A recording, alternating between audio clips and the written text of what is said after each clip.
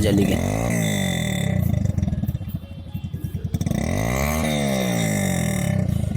बिल्कुल प्रॉपर यामा के साउंड मिलेंगे आपको स्प्लेंडर के अंदर। अब मैं इसकी जाली निकाल लगा देता हूँ, फिल्टर इस बोलते हैं इसको।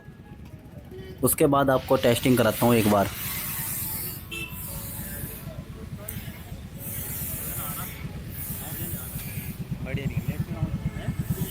अब देखिए गाइस इसके साउंड देखिए कितने मस्त साउंड निकल रहे हैं इसके। अगर आपके पास भी स्प्लेंडर है तो आ जाइए हमारे पास यामा का सिलेंसर लेने के लिए और अपनी स्प्लेंडर बाइक में लगाए और मजे ले यामा के साउंड के।